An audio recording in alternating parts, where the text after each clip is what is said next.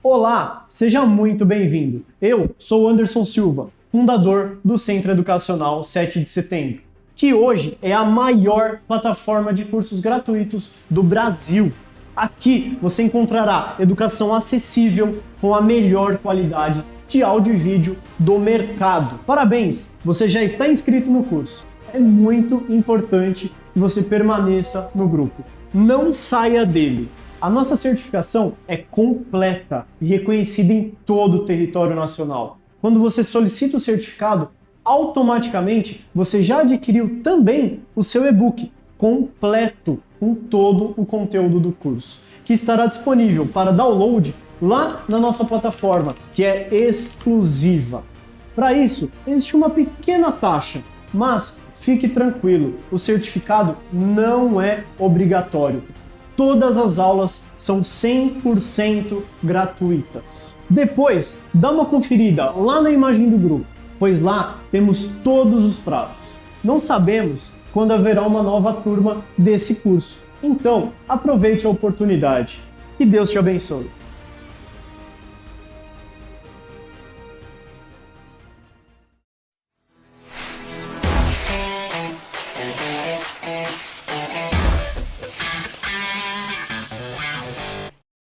Olá, vamos começar o nosso curso de Teoria das Estruturas, começando com uma introdução à disciplina, onde nós iremos aprender juntos aqui sobre tipos de estruturas e ações, análise de estruturas estaticamente determinadas e carregamento distribuído.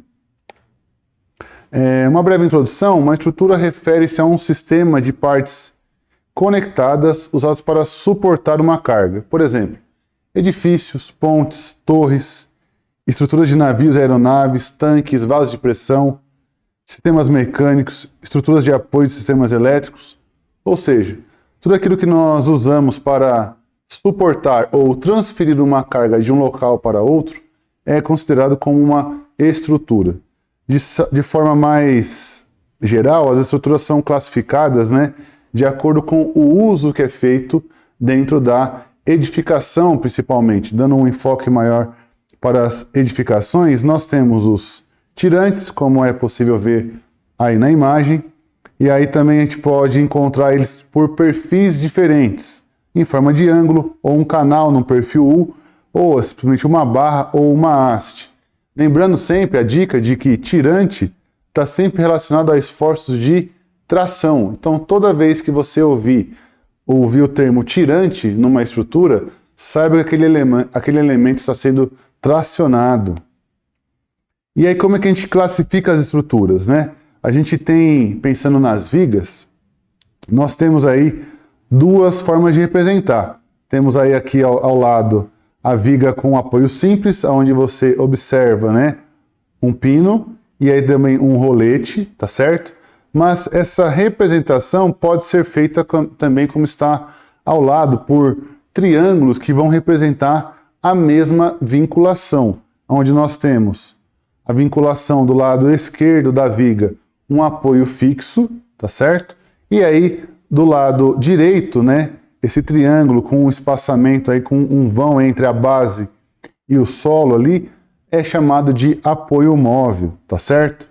Além disso, outra representação de viga que a gente encontra são as vigas engastadas, como estão aí no desenho, que é representado então por essa ligação, aonde todo engaste vai absorver, ele vai ter como restrição 3 graus ali, 3 vínculos, ele vai ter como restrição força vertical, horizontal e também momento fletor. Essa representação ela pode ser feita de maneira mais simples, como está aqui ao lado também, onde vocês podem ver aí na nossa apresentação, tá certo?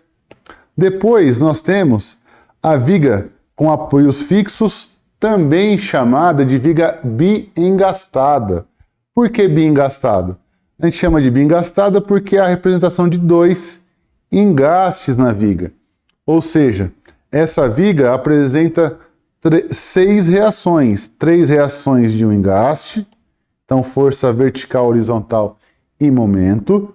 E também tem do lado direito a mesma vinculação, tá certo? Aí as três. Então eu tenho 3 reações de um lado, 3 reações do outro, e aí com isso eu tenho uma estrutura com 6 reações, tá certo? Essa representação é feita aí ao lado também, demonstrando aí por essas linhas, fazer aqui de forma a representar o engaste também de uma forma mais geométrica, tá certo? E por fim, nessa parte nós temos as chamadas vigas contínuas, que são vigas que vão apresentar 3 apoios, tá certo? Então, nesse exemplo, nós temos aí 3 apoios móveis, tá certo? São 3 roletes. Mas nada impede de você ter em um desses apoios aí que tem o rolete, né? O pino, você ter ali, na verdade, um pino que vai travar ele aqui, tá certo? Nessa forma. Ou então, né, você pode ter ali mais um apoio fixo, mas geralmente, comumente é utilizado para representação esquemática para os cálculos, essa representação de viga contínua apresentando sempre um apoio fixo e 2 apoios móveis, tá certo?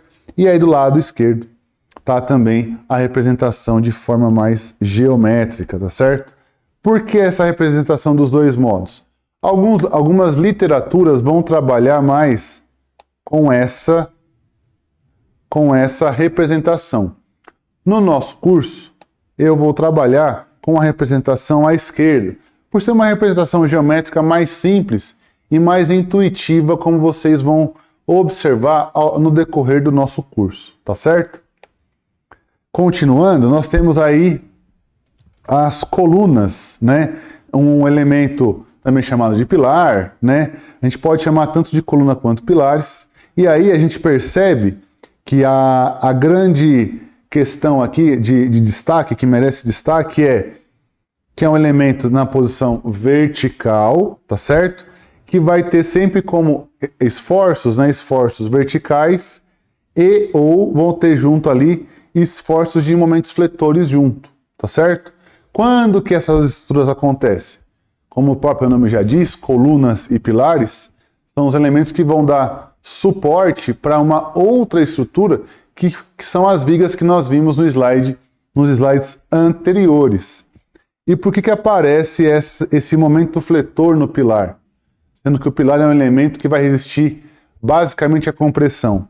Aparece esse esforço de momento fletor devido à excentricidade das cargas. Então pode acontecer do esforço normal não estar centralizado na seção transversal do pilar que você está projetando.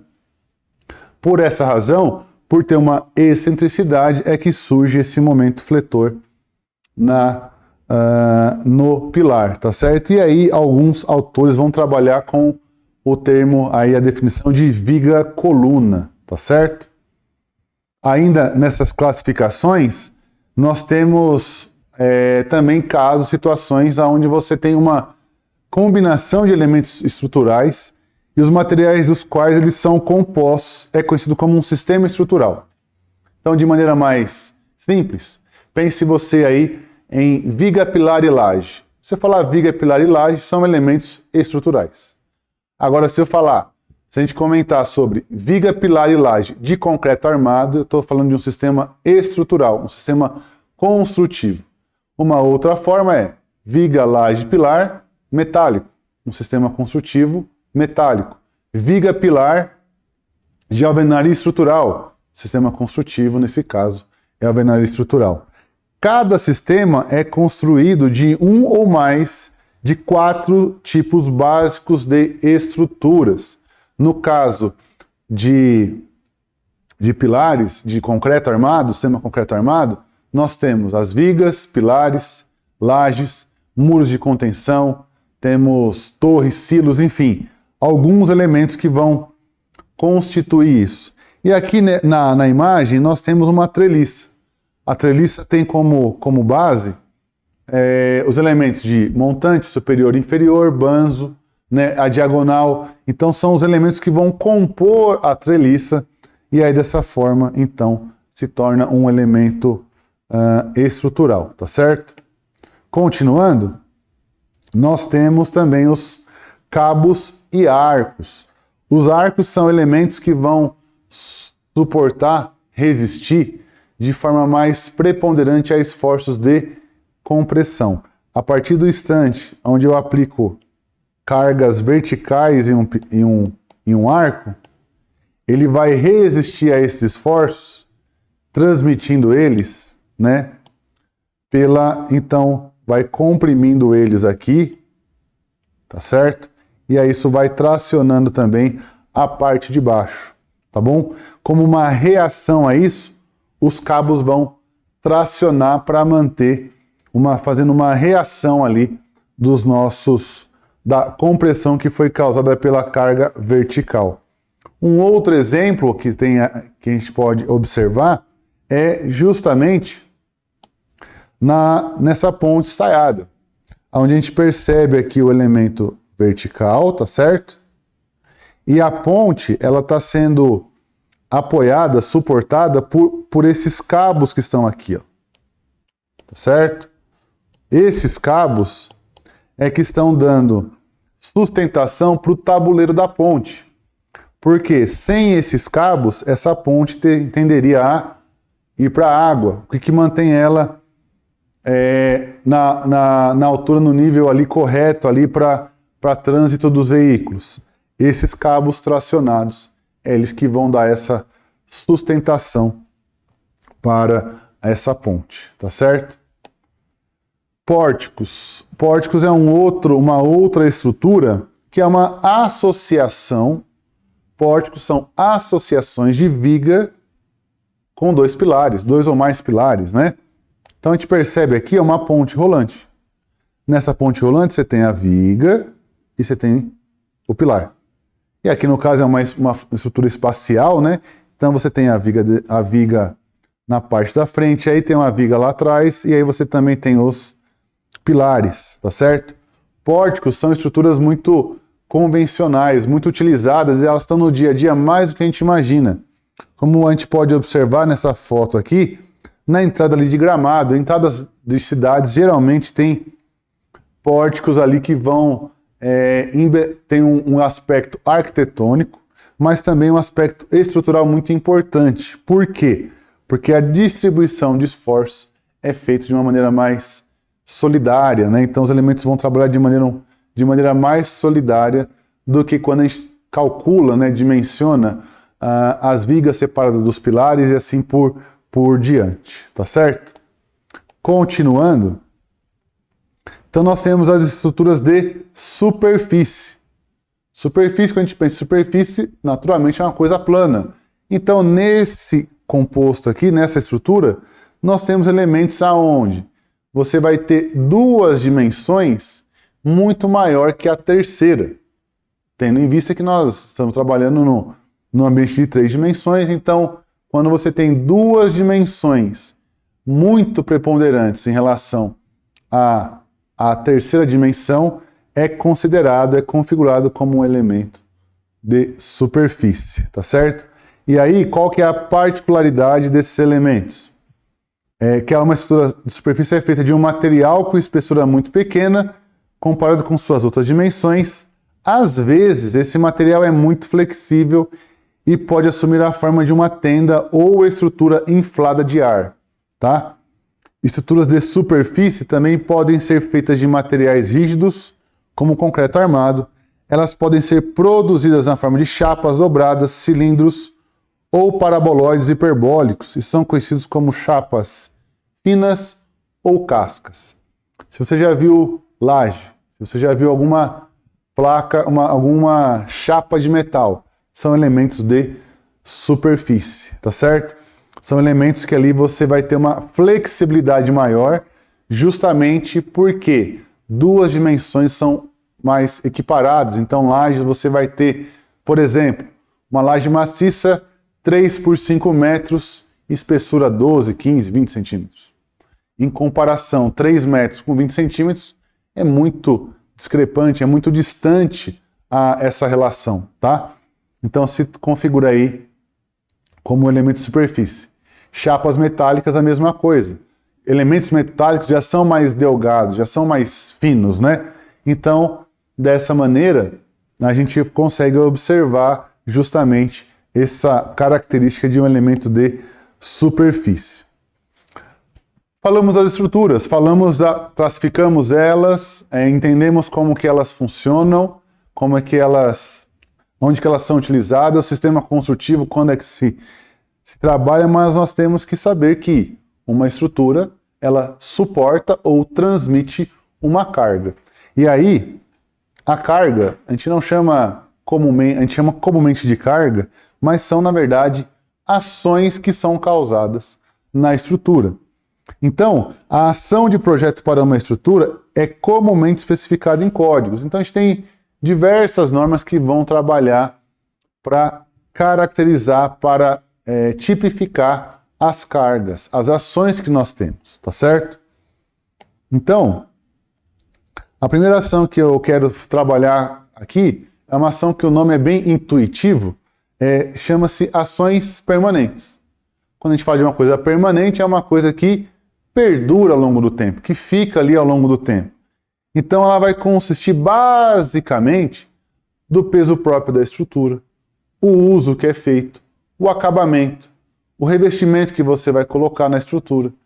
Todos esses elementos, né, todas essas ações que você vai acabar adicionando no seu elemento estrutural, ele nada mais é do que uma ação permanente. Por quê? É uma ação permanente porque ela vai perdurar ao longo do tempo, tá certo? Então é importante saber nesse aspecto densidades mínimas para ações de projeto de materiais. Aqui, certamente, eu não vou ler linha por linha dos materiais, mas o que é interessante perceber na tabela? Que temos o material, tá certo? E nessas ações de acordo com o material, ela vai vir sempre na unidade de kN por metro cúbico. Então, carga por volume, ação, força por volume, tá certo? Então, se a gente pensar, por exemplo, numa viga de concreto armado, você vai ter aqui concreto armado com escória, ou sem escória 23,6, tá certo? kN por metro cúbico. Calcula-se o volume de concreto que você vai utilizar, então você sabe qual que é a ação, qual que é a carga que a própria viga vai ter que suportar. Uma das cargas mais relevantes que impactam mais uma estrutura é a própria estrutura. Ou seja, o peso próprio da estrutura é uma das cargas que vão causar mais impacto no dimensionamento em um projeto de estrutura, seja ele um projeto de concreto ou um projeto de alvenaria. Estruturas metálicas, você vai ter uma preponderância maior das ações, das lajes, né? Não tanto do peso próprio, justamente porque são elementos lineares, né? As estruturas metálicas têm como característica um peso específico menor do que o concreto armado. Ações permanentes mínimas de projeto. E aí aqui a distinção tá justamente porque você pode ter também paredes, né? Então, as paredes, painéis, são elementos, como nós já conversamos, são elementos de superfície. Por quê? Uma parede eu tenho duas dimensões que são muito preponderantes em relação a uma terceira. Então, a altura e a largura da parede, né, é muito maior que a sua espessura. Então, nesses casos, a carga, as ações vão ser cargas chamadas de ações superficiais. Por quê? A unidade dela é kN por metro quadrado, tá certo? Então aí aqui tem exemplos, né, dessas cargas aí, dessas ações que são utilizadas, tá certo? E aí então nós temos depois as sobrecargas. Qual que é a diferença da sobrecarga para ação permanente? A diferença está aqui, ó. Sobrecarga podem variar tanto na sua magnitude quanto na sua localização. Então são cargas de edifícios, cargas de pontes rodoviárias, carga de ponte ferroviária, cargas de vento, cargas de terremoto, pressão hidrostática do solo. são ações que podem acontecer, mas nem sempre você tem uma previsibilidade tão grande quanto das ações permanentes. Um exemplo disso é a ação do vento. A gente calcula a ação do vento, dimensionamos qual que é a ação do vento em um edifício, mas não tem como a gente concluir, fechar ali no nosso cálculo, né, a respeito da direção correta que o vento vai estar. Se ele vai ser um vento de pressão ou um vento de sucção.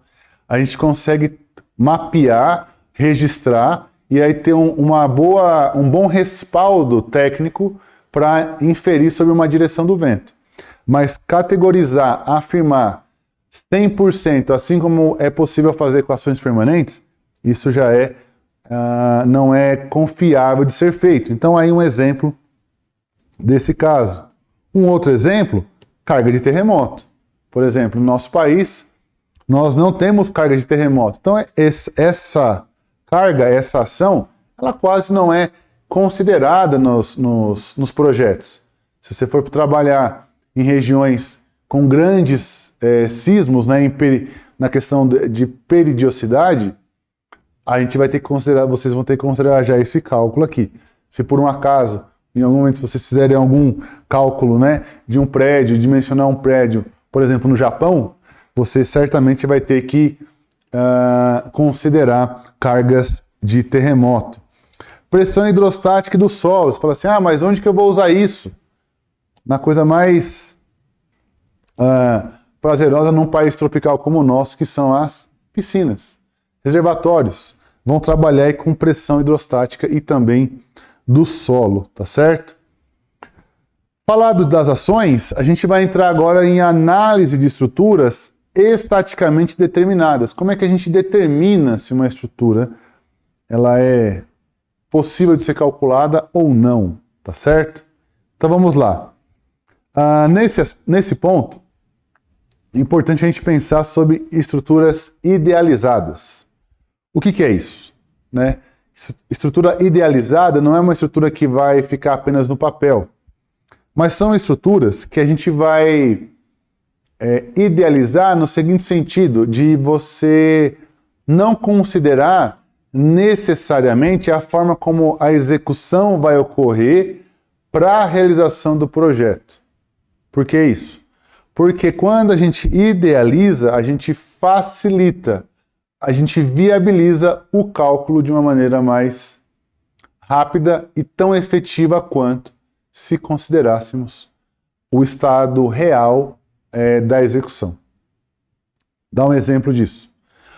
Em projetos de concreto armado, a gente costuma se fazer, né, a ligação entre a viga e o pilar.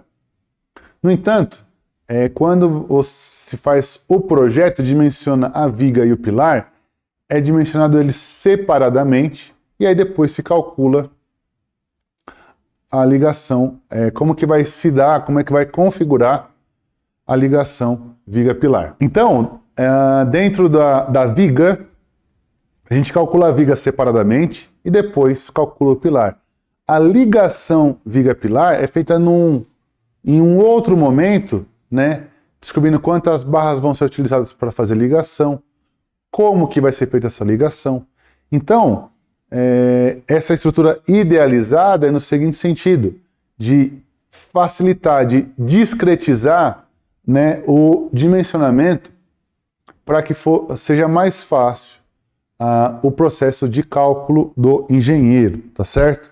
E aí, como nós já comentamos, né, os 3 tipos de apoio mais especificados são conectado por pino, o de rolo e o fixo, tá? Nós vamos ver alguns deles aí, ó. Então, quando a gente olha aí para a estrutura idealizada, ainda nesse aspecto, percebam pelo desenho, por esse desenho aqui, ó, ligação com apoio por pino com suporte de pinos, típica metal. Percebam que a ligação viga-pilar que foi feita aqui, ela representa, tá certo? Um apoio fixo, tá? Ela vai representar essa representação aqui, ó, no no detalhamento real, na execução do projeto, vai ser feito dessa forma aqui, tá certo? Ligação com apoio fixo com suporte fixo. E aqui já é uma ligação engastada, tá certo? Você tem enrijecedores, você tem a solda, mais parafusos nas direções. Então, essa representação é que está indicada aqui, tá certo? Agora, trabalhando com o concreto. Com o concreto, a gente observa aqui, ó, essa ligação entre a viga e o pilar, ela é feita por um rolete aqui, tá vendo? Esse rolamento, ele é representado, né, por exemplo, em estruturas de pré-moldado, por uma espuma neoprene. Você vai colocar ali algum material que vai apenas acomodar a viga no consolo que está no pilar. Percebam que a ligação, né, todo o detalhamento que está aqui, ó, da armadura, ela é feita para que esse esforço, né, ele seja suportado aqui, ó, tá certo? Então, essa carga, esse vetor em vermelho, ele é usado para dimensionar o consolo que está aí no pilar. Agora, quando nós olhamos para essa estrutura que está aqui do lado direito, nós temos também uma viga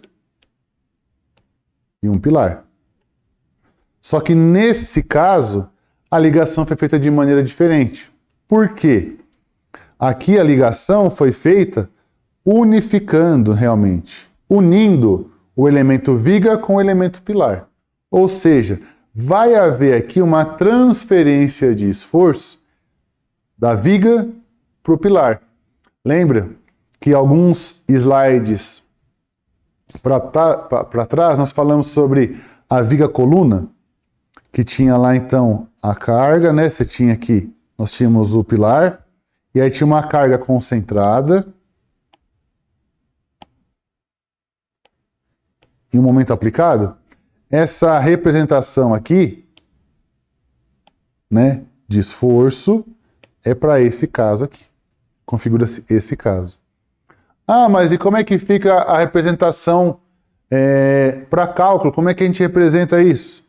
Esse primeiro aqui, apoio móvel, e esse segundo,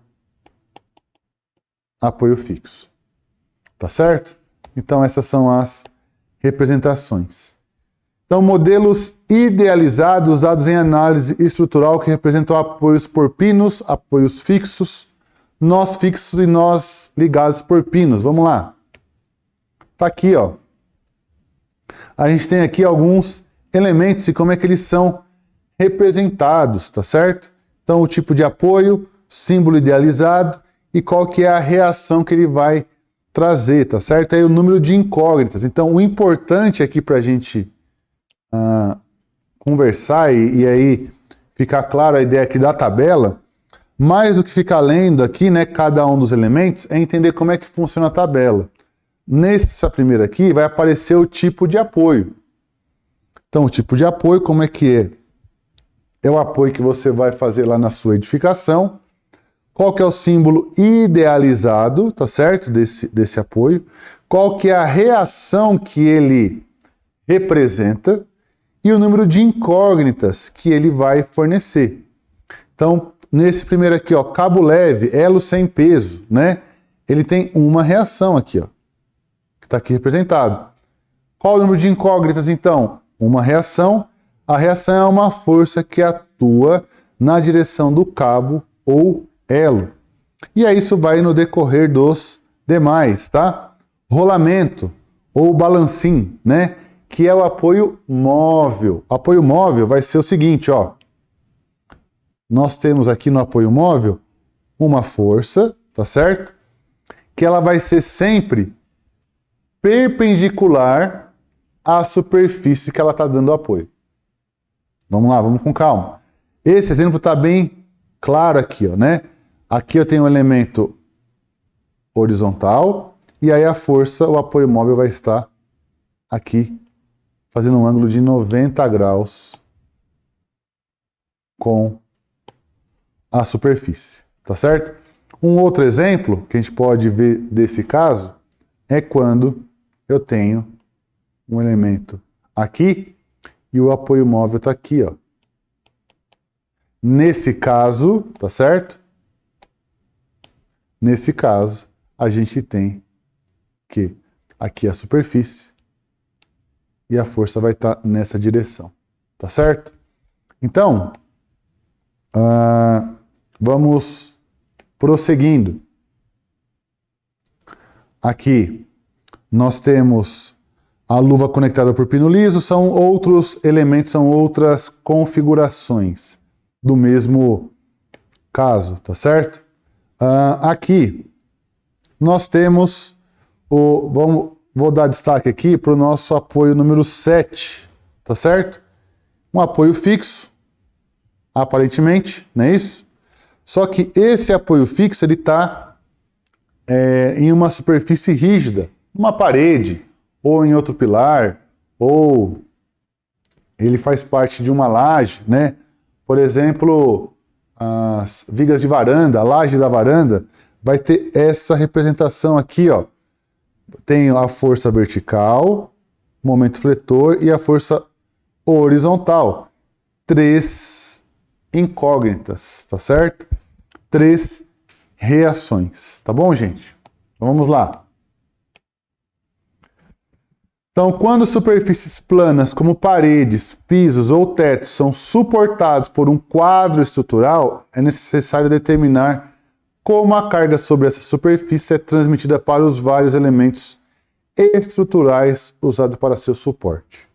Uma laje ou piso que é suportada de maneira tal que ela transmita sua carga aos membros de suporte pela ação unidirecional é com frequência referida como uma laje unidirecional.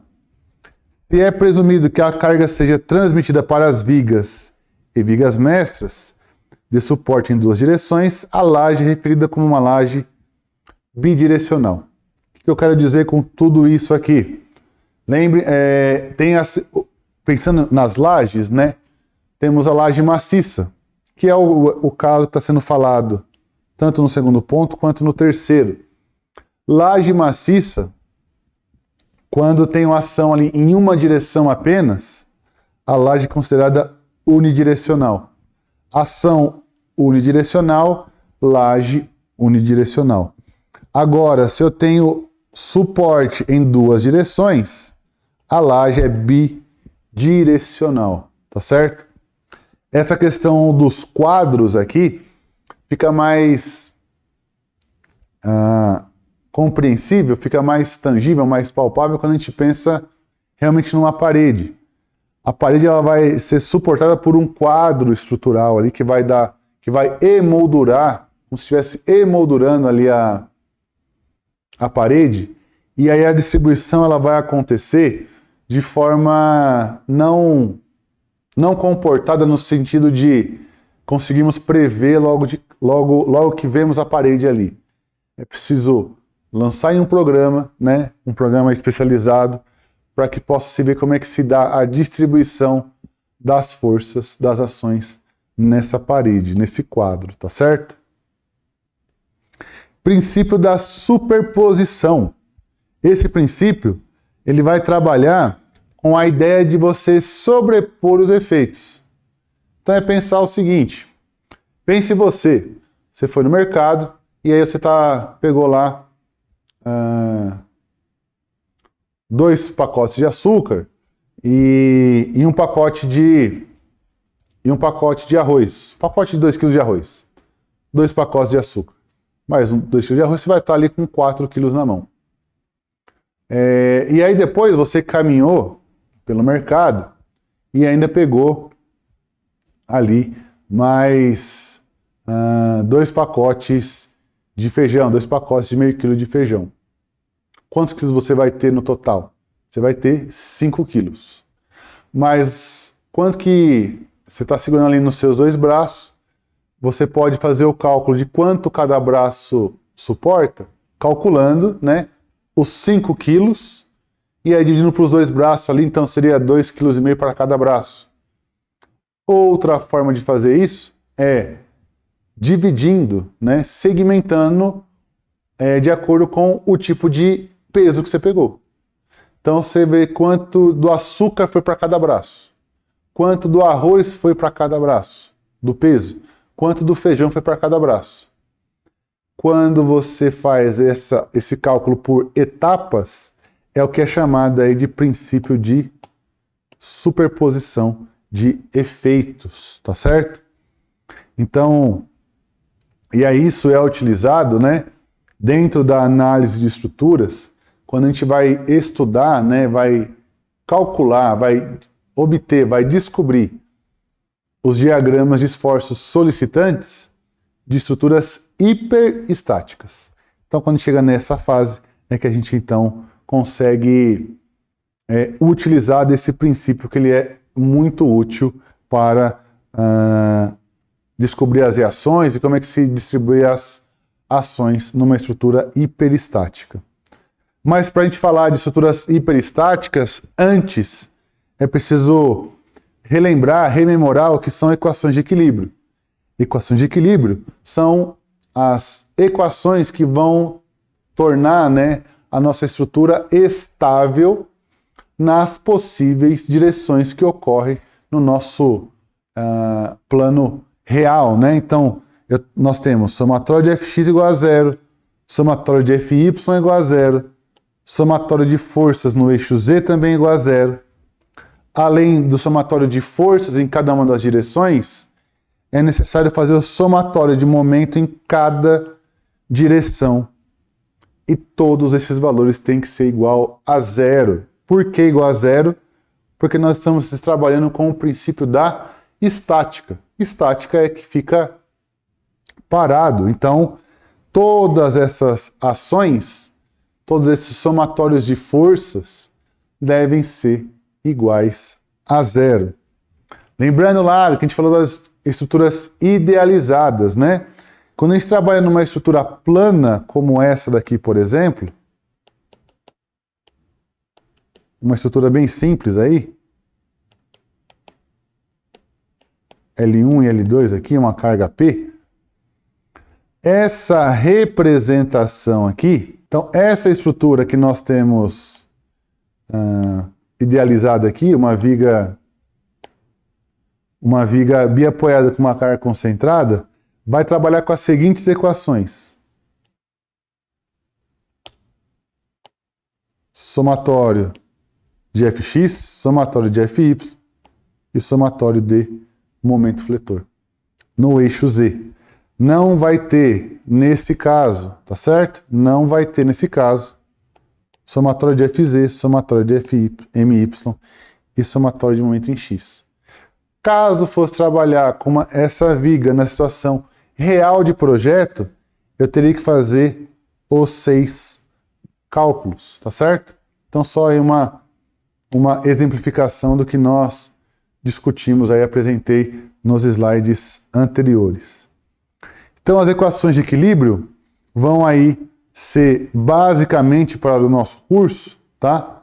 Somatório de Fx igual a zero, somatório de Fy igual a zero e somatório em algum ponto da estrutura que tenha que ser igual a zero também, tá bom? E aí então a gente entra na questão de determinação e estabilidade. Até esse momento nós vimos tanto as reações, quais são os tipos de reações possíveis, e vimos também os números de equações. Quando eu tenho a seguinte situação, R igual a N, eu tenho que uma estrutura ela é estaticamente determinada, onde R é meu número de reações, tá? E o N é o número de barras, tá? Número de barras e R reações, tá? Se R for maior que 3N, no caso, ela é uma estrutura estaticamente indeterminada. Vamos caminhar um pouco mais aí nessas questões.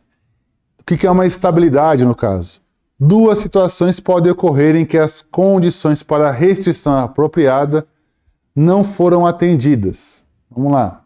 A primeira, restrições parciais, aonde uma estrutura ou um dos seus membros pode ter menos forças reativas do que equações de equilíbrios que precisam ser satisfeitas. Um exemplo dessa estrutura é essa aqui, ó. Apoio móvel, carga aqui concentrada, vertical, e uma carga horizontal também atuando na viga. Se eu tenho apoio móvel e a minha superfície é horizontal, a minha estrutura é horizontal, que é a viga, eu tenho uma reação aqui, uma reação aqui. Duas reações, três equações. A minha estrutura, ela tem uma restrição parcial. Restrições agora impróprias, que é o nosso segundo caso aqui, ó. Em alguns casos pode haver tantas forças desconhecidas quanto existem equações de equilíbrio. Entretanto, a instabilidade ou movimento de uma estrutura ou seus membros pode desenvolver-se em razão da restrição imprópria por seus apoios, quando eu tenho algum elemento que vai estar apoiado em outra estrutura. Então, no caso aí, por exemplo, de uma estrutura assim, ó, tá? É uma estrutura onde eu tenho aqui uma articulação, tá certo? Aqui eu tenho uma articulação. E essa estrutura aqui à direita, ela está apoiada na estrutura à esquerda. Então aí é um tipo de restrição imprópria, tá certo? Continuando, tendo em vista que três equações de equilíbrio estão disponíveis para cada membro ou componente, se a estrutura é instável, não importa se ela é estaticamente determinada ou indeterminada, em todos os casos, esse tipo de estruturas têm de ser evitadas na prática, tá? Então vamos caminhando. Então vamos ver aqui. Se uma estrutura é suportada adequadamente, a estrutura torna-se estaticamente determinada. Então, vamos grifar aqui para dizer que quando eu tenho o meu número de reações igual ao número de equações, né, é uma estrutura que ela é determinada estaticamente. Lembrar que esse termo estaticamente é para fixar a ideia, né, das três equações, somatório de fx, somatório de fy e somatório de momento em algum ponto igual a zero, tá certo? Se a estrutura permanece rígida quando os apoios são removidos, todas as três reações de apoio podem ser determinadas aplicando as três equações de equilíbrio para toda a estrutura. Aqui é o que a gente já falou em outros, no parágrafo anterior, tá certo? Se a estrutura parece ser não rígida, após remover os apoios, ela precisa ser desmembrada e o equilíbrio dos membros individuais tem de ser considerado a fim de obter equações suficientes para determinar todas as reações de apoio. Esse caso aqui é o caso de estruturas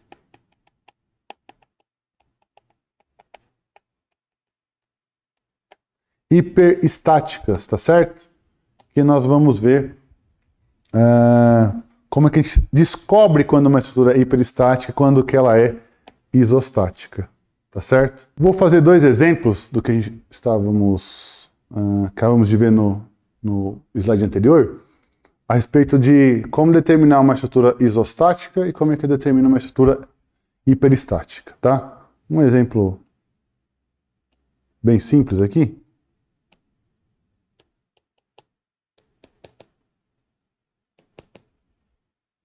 Uma estrutura como a que está aqui.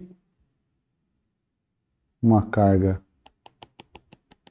distribuída ao longo da estrutura, tá certo? Os vãos aqui,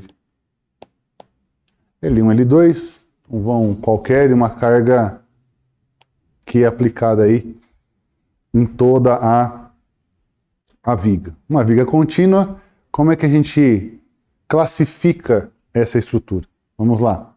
Primeira coisa é, então, determinar, né, o número, descobrir quais são as reações que eu tenho nessa estrutura.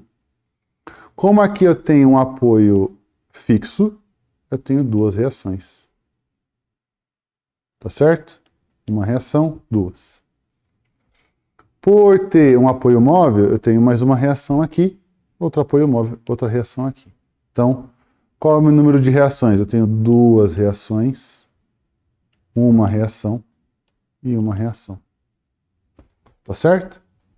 Somo elas, então tem um total de 4 reações.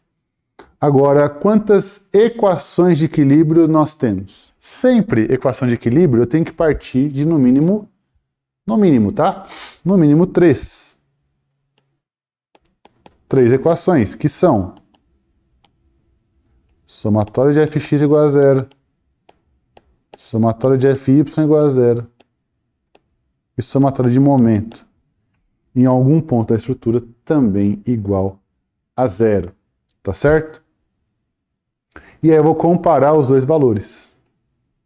Toda vez que eu tiver reações maior que equações, a minha estrutura ela é hiperestática. Tá certo? Se o número de reações for igual ao número de equações, eu tenho uma estrutura isostática. Tá certo? Se por um acaso as reações for menor que o número de equações, eu tenho uma estrutura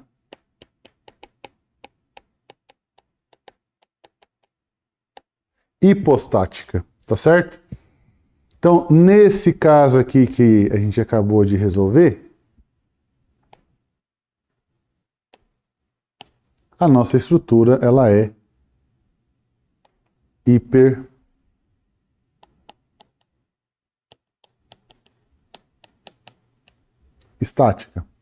E, além disso, a gente pode determinar o grau de hiperestaticidade da estrutura. Como que a gente faz isso? Olhando o número de reações que eu tenho a mais que o número de equações. Nesse caso, eu tenho 4 reações. 3 equações. Então, eu tenho uma reação a mais que o número de equações. Então, a nossa estrutura aqui, ela é uma estrutura que é uma vez hiperestática, tá certo? Vamos fazer mais um exemplo? Vamos fazer aqui um outro exemplo agora. Vamos pegar um pórtico agora. Vamos fazer um pórtico. Uma estrutura aporticada, como essa.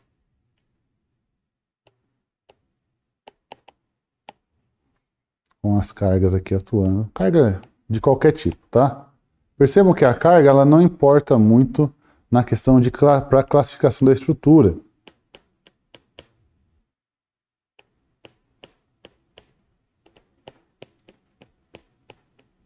Eu tenho que sempre estar atento, na verdade, às reações que eu encontro na minha estrutura. Vamos lá.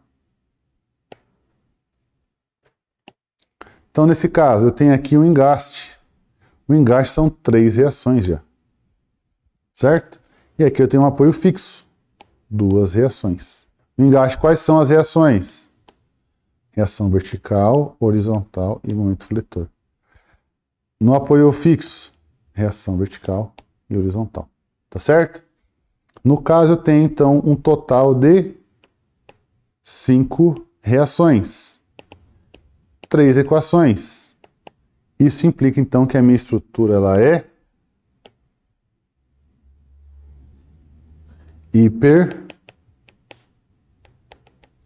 hiperestática novamente. Tá certo? Ela é hiperestática. Só que aí eu preciso descobrir agora quantas vezes hiperestática é a minha estrutura. Como é que eu faço isso? Sempre olhando o número de reações a mais que eu tenho com relação ao número de equações. Nesse caso, eu tenho duas a mais, não é isso? Então a minha estrutura ela é 2 vezes hiperestática, tá? Último exemplo, vamos lá? E daí nós vamos para a parte final da nossa aula já, tá bom, gente? Vamos lá. Mais um exemplo para a gente, para nós fecharmos essa questão de análise, de classificação da estrutura. Eu tenho aqui uma viga.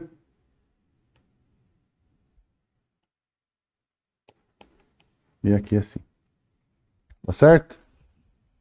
Essa estrutura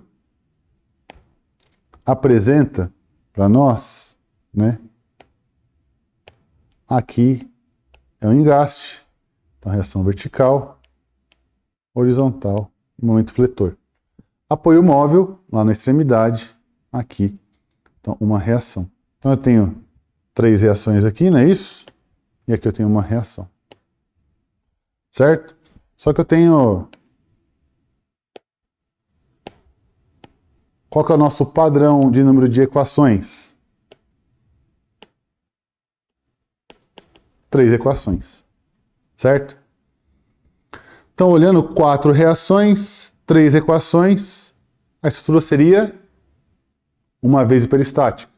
Certo? Dessa vez não. Por quê? Por conta desse detalhe aqui, ó.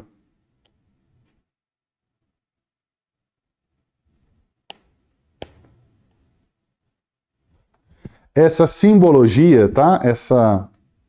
Esse círculo que fica aí, ele é uma articulação. E toda vez que eu tenho uma articulação, eu ganho uma equação.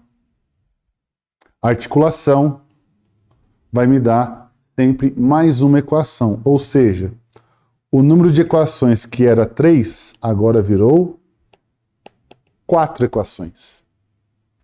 Tá certo? 4 equações. Eu tenho 4 reações.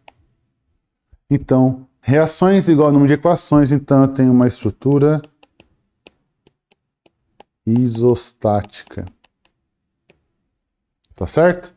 Uma estrutura isostática. Então, fechamos essa questão. Recapitulando, então, vamos voltar agora aqui para o carregamento distribuído. Logo depois que a gente fez os exemplos lá para a classificação da estrutura, vamos estudar o carregamento distribuído. E por que disso? Vamos trabalhar com uma estrutura bem idealizada aí, tá? Uma viga biapoiada.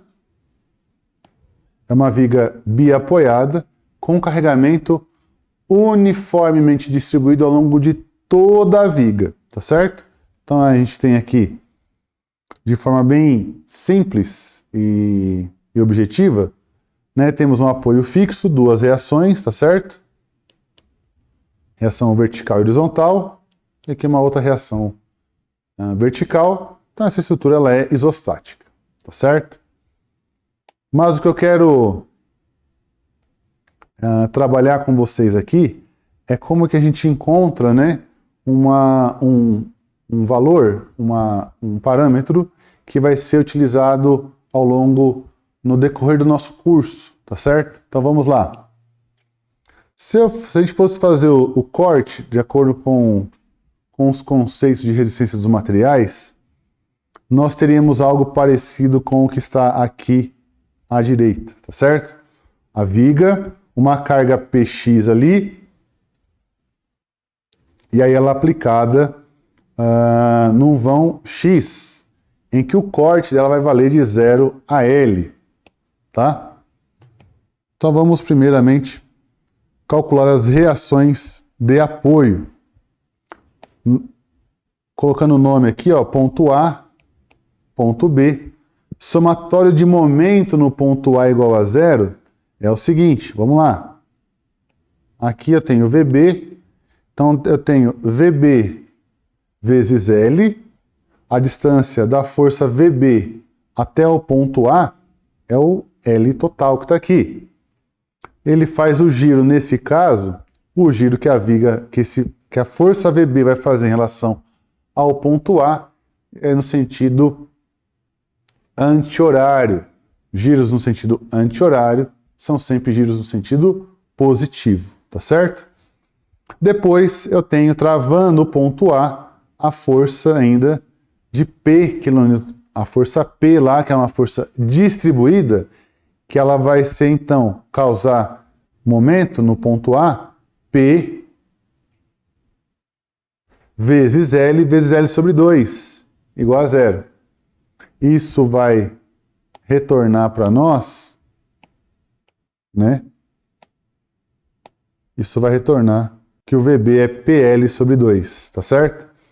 Somatório de FY, VA, que é o que falta a gente descobrir. Vamos colocar o VA de outra cor aqui para ficar mais didático, tá certo? Então, VA menos P vezes L mais PL sobre 2, que é o valor do VB que foi encontrado na equação no momento anterior aí, tá? Então, VA igual a PL sobre 2, certo? Vamos lá. Diagrama de esforços solicitantes. Corte 1 vai de 0 até L, tá certo? E aí, então, a gente monta aí a nossa equação. M, tá aqui, ó. M. PL sobre 2 vezes X nada mais é do que VA vezes X. Vamos fazer aqui maior para facilitar a visualização. Eu tenho a viga.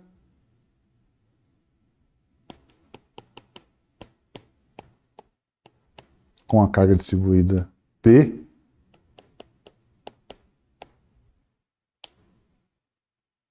E aí, então, eu tenho M, N e V. Momento normal e cortante acontecendo na viga. E aqui o VA. Vamos lá. E aí vale X aqui. Então vamos lá. Ó. M está no sentido anti-horário positivo, tá certo? Então tá aqui, ó. M. Menos PLX nada mais é do que o corte foi realizado nesse ponto, né? Então, VA vezes o X mais. Por que mais? Porque a carga P em relação a esse ponto que está aqui,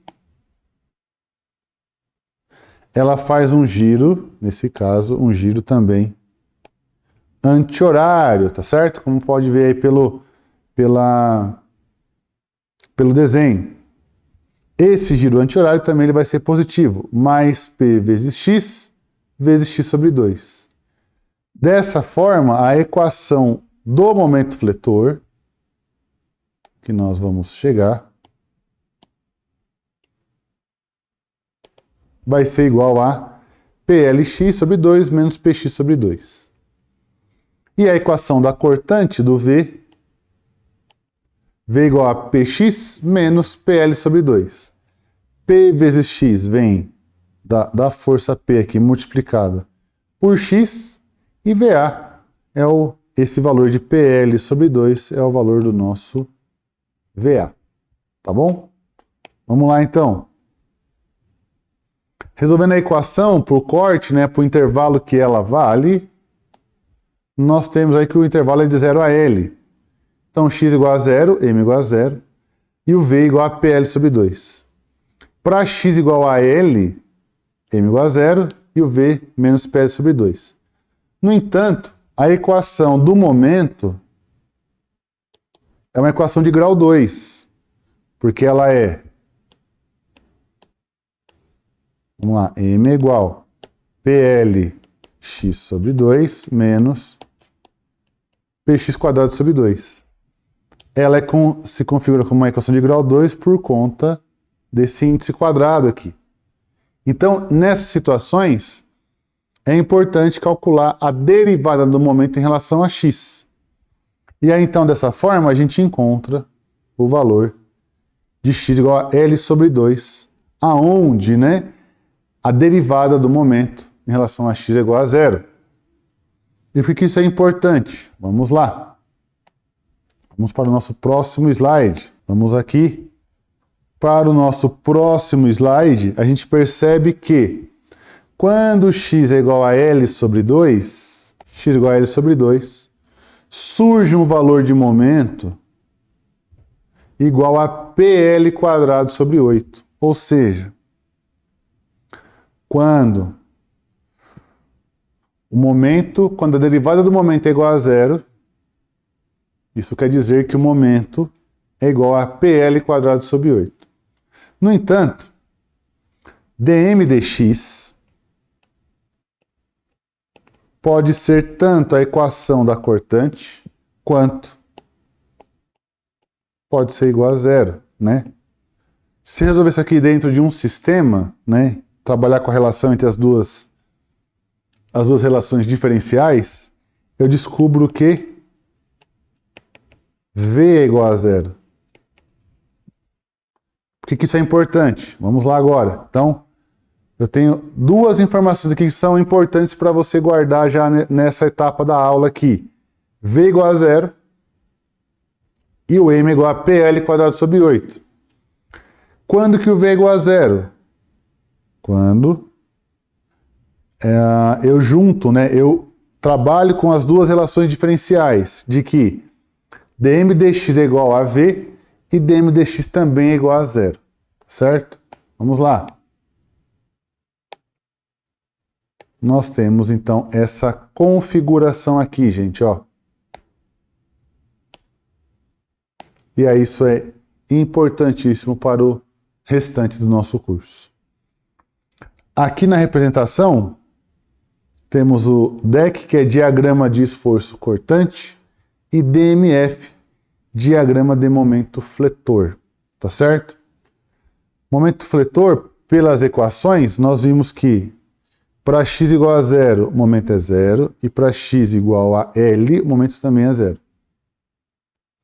Para x igual a L sobre 2, o momento é PL quadrado sobre 8. E aí forma essa parábola aqui, ó. Essa parábola bonitinha que vocês estão vendo. Aqui. E por que ela é importante? Pelo seguinte, ela vai representar sempre uma carga distribuída na viga. Então, caminhando agora aqui, ó, a gente observa, agora eu quero que vocês observem a segunda relação que nós vimos lá. V igual a zero, não é isso? Lembra que eu pedi para vocês guardarem a informação de que V igual a zero? Aqui é cortante igual a zero. Percebam que no alinhamento de V igual a zero, eu tenho um momento máximo, que no caso é PL quadrado sobre 8. Ou seja, para uma viga, agora vamos fechar aqui a nossa aula e aí a gente parte para os exemplos, tá? Em seguida aí, resolução de exercícios que serão feitos na próxima aula que nós logo mais nos veremos. Numa viga biapoiada com carregamento uniformemente distribuído de carga P num vão L, a informação é a seguinte: eu tenho um ponto onde o V é igual a zero e esse ponto ocorre e ele vai me ter como resultado, como implicação, que o momento máximo vai ser PL quadrado sobre 8. Isso acontece sempre. No ponto onde eu tiver V igual a zero, vamos lá, vamos frisar essa parte aí, que essa parte é muito importante. No ponto onde eu tenho V igual a zero, é o ponto aonde eu vou localizar aqui, ó, o meu valor de parábola, tá certo? Nesse caso, PL quadrado sobre 8, sempre esse valor, sempre PL quadrado sobre 8. Nesse caso, o P é a carga total que está na viga e o L é o vão total da viga, que é onde está aplicada a carga.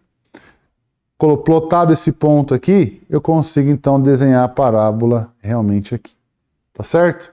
Então, dessa forma nós encerramos essa aula e nos veremos logo mais em breve. Até mais!